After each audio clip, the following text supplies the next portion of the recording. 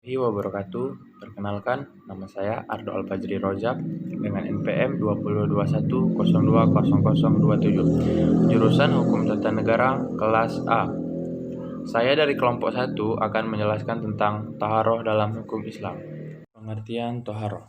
Taharoh menurut bahasa berasal dari kata toh, artinya bersuci atau bersih. Menurut istilah adalah bersuci dari hadas, baik hadas besar maupun hadas kecil, dan bersuci dari najis yang meliputi badan, pakaian, tempat, dan benda-benda yang terbawa di badan. Taharah merupakan anak kunci dan syarat sah salat. Dalam kesempatan lain, Nabi juga bersabda, kuncinya salat adalah suci, penghormatannya adalah takbir, dan perhiasannya adalah salam. Dan sabda lainnya, artinya tidak diterima salat seseorang kecuali dengan kesucian. Dari penjelasan ayat-ayat dan hadis tersebut menjelaskan bahwa taharah wajib hukumnya, tidak saja karena satu orang muslim akan menjalankan salat, melainkan juga dalam semua keadaan, terutama bersuci dari hajis dan hadas besar.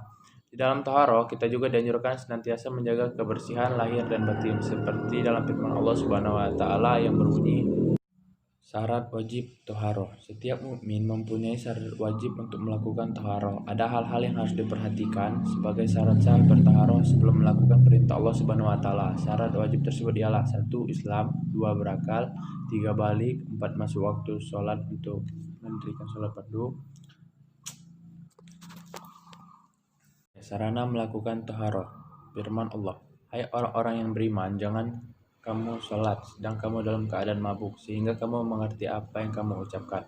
Jangan pula menghampiri masjid sedang kamu dalam keadaan berjunub, terkecuali sekedar berlalu saja, hingga kamu mandi, dan jika kamu sakit atau dalam bermusafir atau kembali dari tempat buang air, atau kamu telah menyentuh perempuan kemudian kamu tidak mendapat air, maka bertayamumlah kamu dengan tanah yang baik.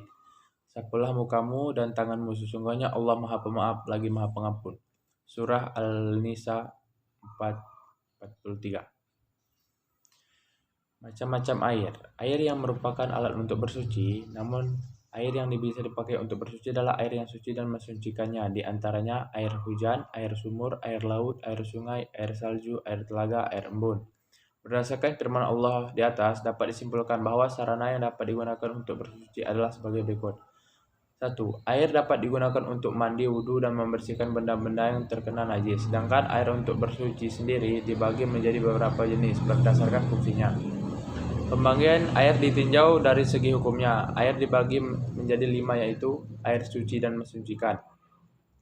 Adalah air yang dapat digunakan untuk bersuci, air mutlak, air yang masih murni baik menghilangkan hadas maupun najis, dan air tidak berubah warna maupun zatnya dan tidak makruh.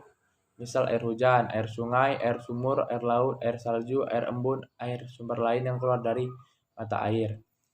Air suci tetapi tidak mensucikan. Air ini halal diminum tetapi tidak dapat mensucikan hadas dan najis. Yang termasuk air suci tetap tidak mensucikan adalah tetapi tidak mensucikan. Air ini halal diminum tetapi tidak dapat mensucikan hadas dan najis. Yang termasuk air suci tetapi tidak mensucikan adalah 1. Air yang berubah salah satu sifatnya seperti air teh, air kopi, air susu. 2. Air buah-buahan seperti air kelapa, perasan anggur. Air mutanajis adalah air yang terkena najis. Apabila airnya kurang dari 2 qollah terkena najis, maka hukumnya menjadi najis. Akan tetapi jika airnya lebih dari 2 qollah, maka hukumnya tidak najis dan bisa digunakan untuk bersuci selama tidak berubah warna bau maupun rasanya. 1. Tanah boleh menyucikan jika tidak digunakan sesuatu fardu dan tidak bercampur dengan sesuatu. 2. Debu dapat digunakan untuk tayamum sebagai pengganti wudhu atau mandi. 3. Batu bata, tisu atau benda yang dapat untuk menyerap bisa digunakan untuk istinja. Air suci dan mensucikan, tetapi haram memakainya, yaitu air yang diperoleh dari ghasab, mencuri atau mengambil tanpa izin. Keterangan 2 kula sama dengan 216 liter. Jika berbentuk bak, maka besarnya 60 cm x 60 cm x 60 cm. D. Bentuk taharah. Taharah terbagi menjadi 2 bagian, yaitu lahir dan batin. Taharah lahir adalah taharah atau suci dari najis dan hadas yang dapat hilang dicuci dengan air mutlak, dengan wudhu, mandi, dan tayamum. Taharah batin adalah membersihkan jiwa dari pengaruh-pengaruh dosa dan maksiat seperti dengki, iri, penipu, sombong, ujub, dan riya. Sedangkan Berdasarkan cara melakukan taharah ada beberapa macam bentuk, yaitu wudu, tayamum, mandi wajib, dan istinja.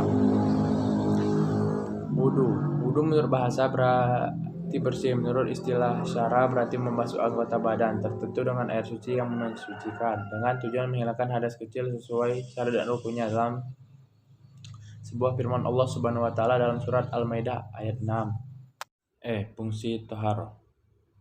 Dalam kehidupan sehari-hari, taharah memiliki fungsi, yaitu fungsi taharah dalam kehidupan. Allah telah menjadikan taharah sebagai cabang dari keimanan. Oleh karena itu, Islam mengajarkan kepada umatnya untuk senantiasa hidup bersih, baik dalam kehidupan pribadi maupun kehidupan masyarakat. Adapun yang perlu kita perlihatkan dalam menjaga kebersihan adalah kebersihan lingkungan, tempat tinggal, lingkungan sekolah, tempat ibadah, dan tempat umum.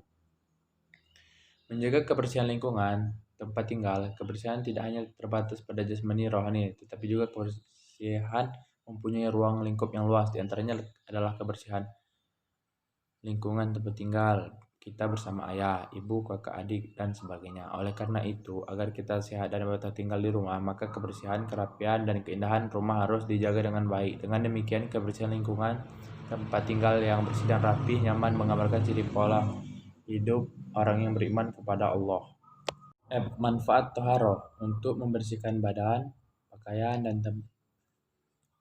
Toharo 1. Untuk membersihkan badan, pakaian, dan tempat dari hadas dan najis ketika hendak melaksanakan suatu ibadah. 2. Dengan bersih badan dan pakaiannya, seorang tampak cerah dan enak dilihat oleh orang lain, karena Allah SWT juga mencintai kesucian dan kebersihan.